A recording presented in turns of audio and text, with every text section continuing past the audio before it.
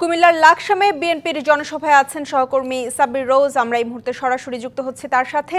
সাব্বির রোজ, জানাবেন দলের মহাসচিব মির্জা ফখরুল ইসলাম আলমগীর এই মুহূর্তে উপস্থিত হয়েছেন কিনা জনসভায়, এবং নেতাকর্মীরা কি বলছেন, কারা কারা এসেছেন?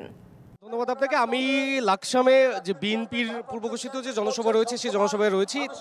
বিএনপি মহাসচিব পথে রয়েছেন, আর কিছুক্ষণের মধ্যে আনুষ্ঠানিকভাবে শুরু হবে এই লাকসাম জনসভার যে বিএনপির যে 31 দফা রয়েছে। আপনি জানেন যে সেই দফাগুলো নিয়ে বিএনপি দেশের বিভিন্ন স্থানে জনসভার মাধ্যমে জনগণের কাছে সেটি পৌঁছে দিচ্ছেন, এবং জনগণের কে তাদের নির্বাচনী যে ইশতেহার রয়েছে সেই ইশতেহারের বা বিএনপি ক্ষমতায় গেলে কি ধরনের রাষ্ট্র সংস্কার করবে বা রাষ্ট্র মেরামতে বিএনপির ভূমিকা কি হবে সেই বিষয়গুলো নিয়ে। এবং আপনি জানেন বিএনপি অন্তর্বর্তী সরকারের কাছে প্রয়োজনীয় সংস্কার শেষে একটি নির্বাচনের দাবি জানিয়ে আসছেন। সেই নির্বাচনের কে সামনে রেখেই জনগণকে পরবর্তী নির্দেশনা দিবে।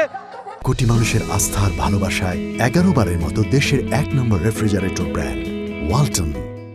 বিএনপি মহাসচিব এমনটি আশা করছেন স্থানীয় নেতারা, এবং স্থানীয় নেতারা বলছেন যে দীর্ঘ 16 বছর পরে এই স্বাচ্ছন্দ্যে তারা কুমিল্লার মাটিতে এই ধরনের একটি আয়োজনে অংশগ্রহণ করতে পেরে খুবই উচ্ছ্বাস প্রকাশ করেছে, এবং গভীর আগ্রহে কেন্দ্রীয় নেতাদের বক্তব্য শোনার জন্য। এবং 31 দফা নিয়ে নানা প্রশ্ন রয়েছে তাদের মনে, কেন্দ্রীয় নেতাদের কাছ থেকে তারা সেই ধরনের সমাধান পাবে এই প্রত্যাশা নিয়েই তারা আসছেন। এখন পর্যন্ত হাজারো মানুষ এসে জড়ো হয়েছেন, এখনো আসছেন। তো বিএনপি মহাসচিব আসলে আসলে এই জনসভা আনুষ্ঠানিকভাবে শুরু হবে।